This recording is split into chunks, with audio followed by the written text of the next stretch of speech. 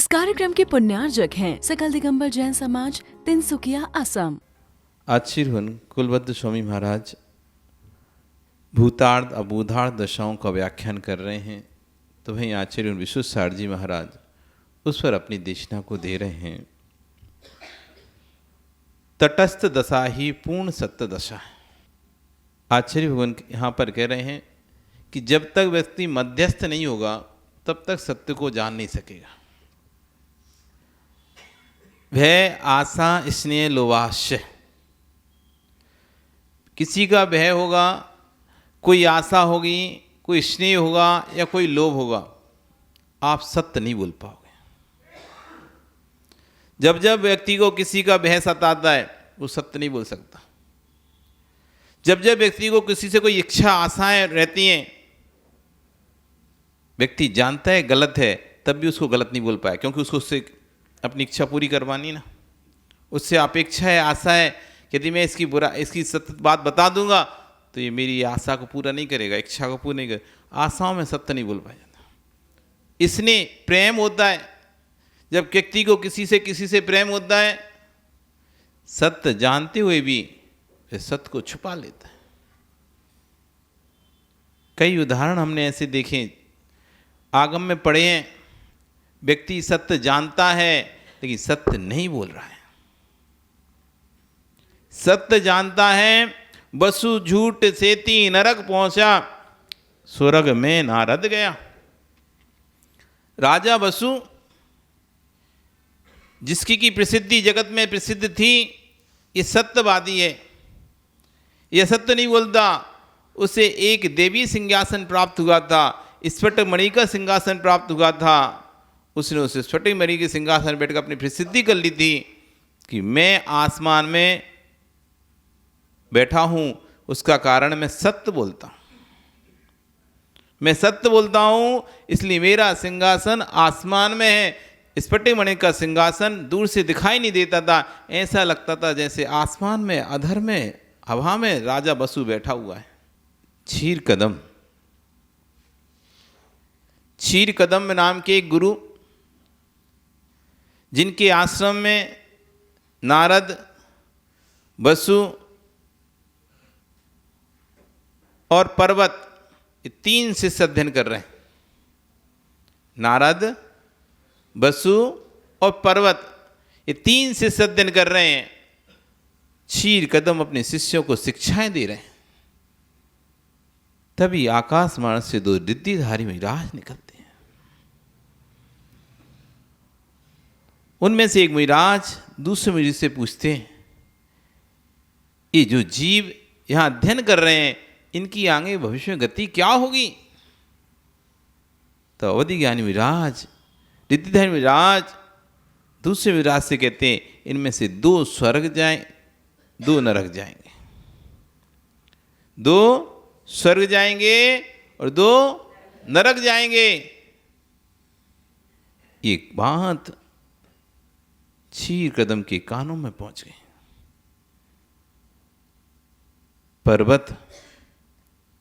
पर्वत और बसु नरक जाएगा, नारद और क्षीर कदम ये स्वर्ग जाएंगे। गुरु को वैराग हो गया, इतना मैं इनको पढ़ा रहा हूँ, इतना राजा भी होकर ये भी नरक जाने वाला है, मुझे संसार में अब नहीं रहना है। और दीक्षा को धारण करने के लिए अपने शिष्यों को विदा करके अपने बेटे को गुरु बनाकर, मतलब उस आश्रम का वो बनाकर, अधिष्ठाता बनाकर, और दीक्षा के लिए निकल जाता है। पर्वत उस आश्रम को चलाता है, इधर बसु अपने राज्य में चला जाता है। उसके पिता भी वैराग को प्राप्त होते हैं और उसको राजा बना दिया जाता है। इधर नारद भी अपने कार्यों में व्यस्त हो जाता है। समय व्यतीत हो जाता है। एक दिन नारद को लगता है कि क्यों ना मुझे अपने गुरु के पास जाना चाहिए, उनके आप उपासना में जाना चाहिए, देखना चाहिए क्या हालचाल है। वो पहुंचता है, तभी पर्वत वहां पर अपने शिष्यों को पढ़ा रहा होता है। अजिष्ट होमम, अज का होम करना चाहिए। अज यानी बकरा, बकरे को बलि देना चाहिए। तभी नारद रुकता है, अरे पर्वत, ये क्या अनर्थ कर रहे हो तुम, क्या अर्थ का अनर्थ निकाल रहे हो। अजिष्ठ होमम का अर्थ है जो 5 वर्ष पुराना धान्य है, ऐसे धान से जिसमें उगने की शक्ति खत्म हो चुकी है, उस धान्य से होम करना चाहिए। वो तुम इसका अर्थ बकरा कर रहे हो। अब इतने सारे शिष्यों के सामने उसे समझ में तो आ गया, हाँ मैंने गलत बोल दिया, लेकिन इतने सारे शिष्यों के सामने कैसे कह दूं कि मैं गलत हो गया। आधा व्यक्ति समझता है, जानता है मैं गलत हूं, लेकिन अब मैं इतने सारे लोगों प्रतिष्ठित हो गया हूं, तो मैं यदि कह दूंगा मैं गलत हूं, लोग क्या सोचेंगे। इसको यही नहीं पता, इतना बड़ा उपाध्याय बन के बैठा है और इस आज का मतलब ही नहीं पता। वो तो अड़ गया पर्वत। नहीं, उसका अर्थ बकरा ही है। अज का मतलब जगत में प्रसिद्ध, क्योंकि आज का जगत में प्रसिद्ध अर्थ क्या है, बकरा है, यही है इसका अर्थ। लेकिन पर्वत कहता है, नारद कहता है नहीं, गुरुजी ने इसका अर्थ 5 वर्ष पुराना धान बताया है। दोनों में बहस प्रारंभ हो गई और अंतिम में निर्णय हुआ, राजा बसु से इसका निर्णय कराया जाना चाहिए।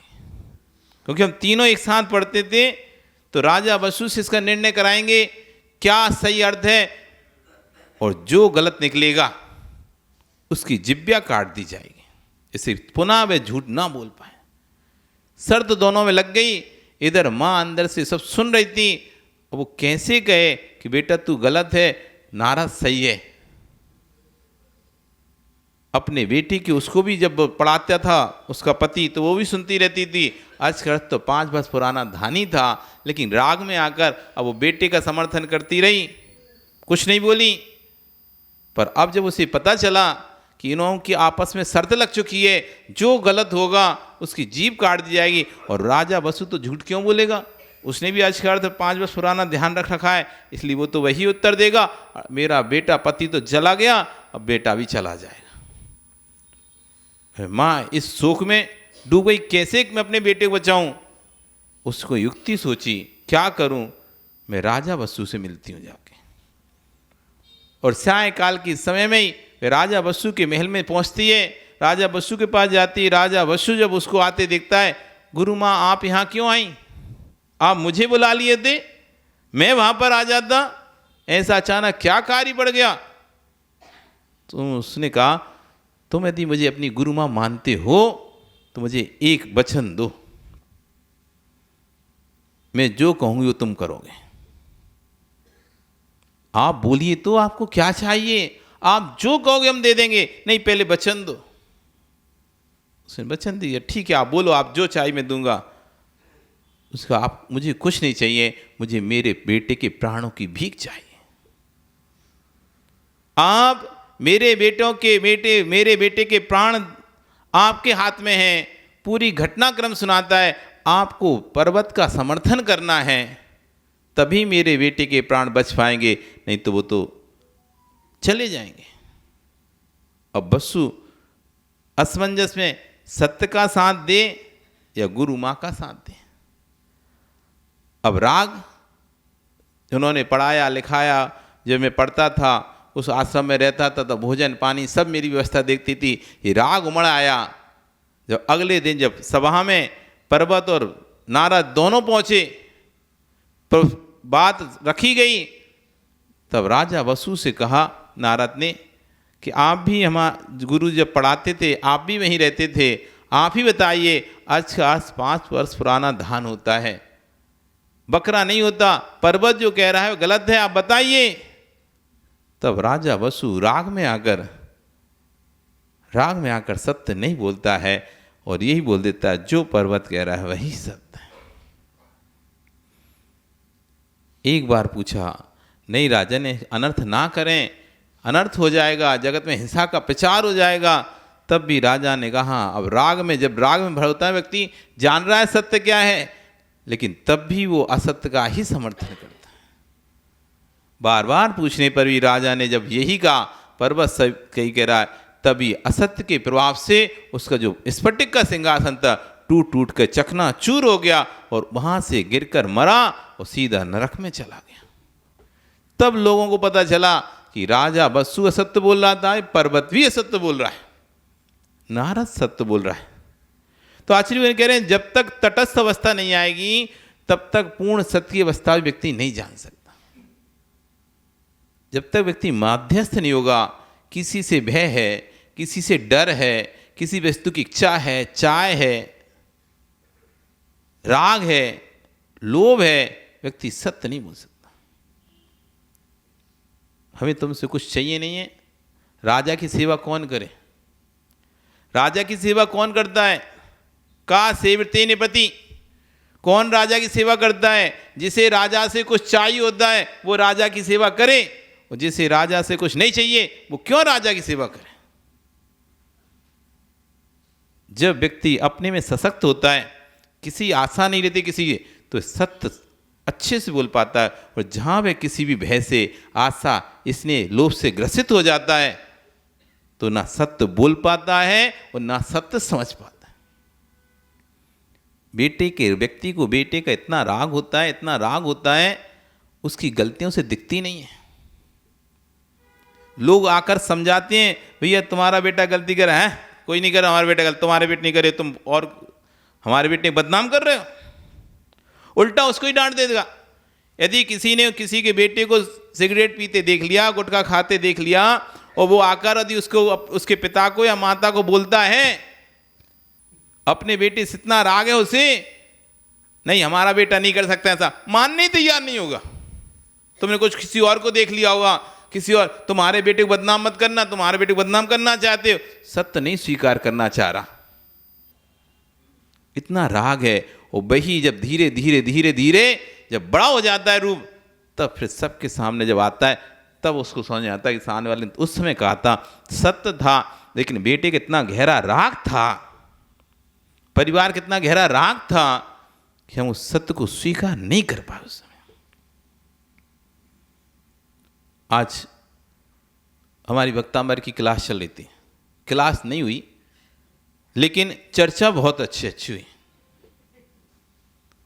क्लास नहीं हुई लेकिन चर्चा ऐसी हुई, यदि जीवन में वो व्यक्ति चर्चा उतार ले अपना, वो जीवन सुखी बन जाए उसका। आज दुखी क्यों है व्यक्ति? हर घर में दुख है, हर घर में पीड़ा है, कोई किसी से दुखी, कोई किसी से दुखी, कोई किसी से दुखी। ये दुख का कारण क्या है? उसका एक ही कारण है, रीति नीति का बोध नहीं है व्यक्ति को। चाहे साधु दुखी दिखाई दे रहा हो, चाहे श्रावक दुखी दिखाई दे रहा हो, उसका कारण रीति नीति का बोध नहीं होना। रीति कहती है रीति रिवाज, नीति कहती है कार्य कैसे करना है, कुशलता। आप किसी घर में बहू बनकर पहुंचे, अथवा कोई बहू आपके घर में आई, तो आप उससे उम्मीद करते हो जैसे आपकी 5 साल पहले जो बहू आई थी, 10 साल पहले जो बहू आई है, वो वैसा ही काम करे जो 10 साल पहले वाली बहू कर रही है। वो तो नई बहू आई है, उसे तो आपके रीति रिवाज कुछ पता नहीं है, कुछ कार्यशैली पता नहीं है, लेकिन आप एक्सपेक्टेशन करके रखे हो उससे कि जैसे वो पहले पुरानी बहू कर रही है, बड़ी बहू जैसे काम कर रही है, जैसे उठ रही है, सेवा कर रही है, ऐसे ये भी जल्दी उठे, सबकी सेवा करे। अब नहीं कर रही वो, तुम ताने मार रहे हो। देखो वो बहू पूरा घर संभाल के रखी है, तुम तो सोती रहती हो, वो पूरा। आपको नीति रीति का बोध नहीं था।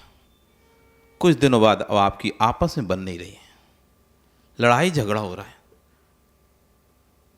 अब यहां पर सास भी नीति रीति को नहीं जानती थी, बहुरी रीति नीति को नहीं जानती थी।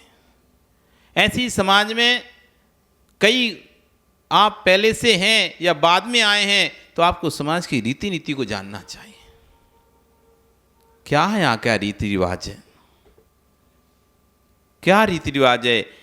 यदि घर में सुख से रहना है, किसी घर में आप जाते हो और आपका, मान लीजिए आप चाहते हो कि मेरा सम्मान उस घर में बना रहे, उस समाज में बना रहे, तो आप जाते से अपनी मत चलाओ। किसी अपनी बेटियों को, अपनी बहुओं को आप समझो, और बेटियों को शिक्षा देना कि किसी घर में भी तुम्हारी शादी हो, जाओ और जाते से ही अपनी मत चलाना शुरू कर देना। जाकर पहले उस घर की रीतियां समझो। इस घर में चलती किसकी है? सास की चलती है, ससुर की चलती है, जेठ की चलती है, जेठानी की चलती है, देवर की चलती है, किसकी चलती है? इसकी घर की बहन की चलती है, दामाद की चलती है। घर में किसकी बात ज्यादा मानी जाती है? इस बात को ध्यान से समझो। आपको पता चला जिसकी बात सबसे ज्यादा मानी जाती थी उसी से आप 36 का आंकड़ा बिठा के बैठ गए। घर में सास की चलती है और तुम सास से 36 का आंकड़ा बिठा लिया, अब जीवन भर रोगे, पक्का है। क्यों? बेटा तो माँ की बात मानता है, तुम्हें पता ही है, वो चली गया वो कुछ दिनों बाद, और तुमने अपने पति के राग में आके वो सास से ले लिए बुराई। अब तुम कह रहे हो मुझे जाना मायके, और सास ने कह रही अभी नहीं जा रहे, अभी पौष का महीना चल रहा है, अभी नहीं जा रहे, अभी ये महीना चल रहा है, अब तुम्हें जाना है। उसने मना कर दिया, अब बेटा कुछ नहीं, माँ ने मना कर दिया, अब क्या करें? अब तुम उसको लगे हो तुम माँ को मनाओ, ऐसा करो मैं तो जाऊंगी। लड़ाई चल रही, झगड़ा चल रहा है घर में आपस में, समझ ही नहीं पाई रीति। घर में चलती किसकी है? जिसकी चलती है उससे कभी भी 36 का आंकड़ा मत बिठा लेना। हाँ, तुमने बिठा लिया उससे 36 का आंकड़ा, अब क्या होगा? जो तुम काम करोगे सान वाला उसके अपोजिट ही करना है। वो उसको पता है इसको जाना है, अभी होली का समय आ रहा है, त्योहार का समय आ रहा है, जाना है। उसी समय बेटा मैं जा रही हूं अपने मायके, तुम और बहू यहीं रहो। हो गया बंटाधार। तो रीति कहती है कि घर में जिसकी चलती हो उससे कभी 36 का आंकड़ा नहीं बिठाना चाहिए। नीति कह रही है, रीति कह रही है कि पहले देखो, यदि आपके पति की चलती है आपकी मौज है, आपकी पति की चलती है तो आपकी मौज है, और यदि जेठानी की चलती है तो जेठानी से 36 आंकड़ा मत बिठा लेना। तो करती तुम कितनी सास की सेवा करती रहो, तुम कितनी सबकी सेवा करती रहो, ससुर की करो, सास की करो, कभी यश को प्राप्त होगी नहीं। क्यों नहीं होगी? करने वाली जेठानी, सबको अंडर में रखिए जेठानी, तुम कितनी करोगे वो एक पानी फेरेगी, तुम्हारी सारी मेहनत धुल जाएगी। क्या ही होगा? इसलिए पहले व्यवस्थाओं को देखना चाहिए। जब अच्छी तरह से व्यवस्थाओं को समझ जाए किसी घर में रहने पर, फिर उस व्यक्ति से हाथ मिलाना चाहिए। ये नीति कहती है, उसको साथ में लेके चलोगे तो आप दुखी नहीं रहोगे, और उसी से 36 का आंकड़ा बिठा लोगे तो आप कभी सुखी नहीं रहोगे। ये कब आएगा दिमाग? जब तटस्थ होकर आप राग द्वेष छोड़कर एक घर में तटस्थ होकर देखोगे कौन घर का कैसा मेंबर है। एक ने जो अपनी पोजीशन बनाई है वो 10 साल लग गए उसको वैसी पोजीशन बनाने में। उस बड़ी बहू ने अब उस घर में जो पोजीशन बनाई उसको 10 साल लग गए उस पोजीशन को पहुंचने में। आज की आई बहू कह रही है जैसा उस जेठानी को आप सम्मान देते हो वैसा मुझे दो। नहीं मिल सकता, नहीं मिल सकता। लड़ाई होगी, झगड़ा होगा, क्योंकि तुम्हें रीति का ज्ञान नहीं है। उसको 10 साल जब वो आई थी उसने कितनी यातनाएं, कितने ताने, कितनी प्रकार की जिल्लतें सहन करी थी। उन सबको सहन करने के बाद आज ऊंचाई पर पहुंची है कि उसका सम्मान घर में हो रहा है, और तुम पैसे आए और अगले दिन ही चाहते हो वैसा सम्मान होने लगे, गड़बड़ हो जाएगा। इस कार्यक्रम की पुण्यार्जक थी सकल दिगंबर जैन समाज, तिनसुकिया, असम।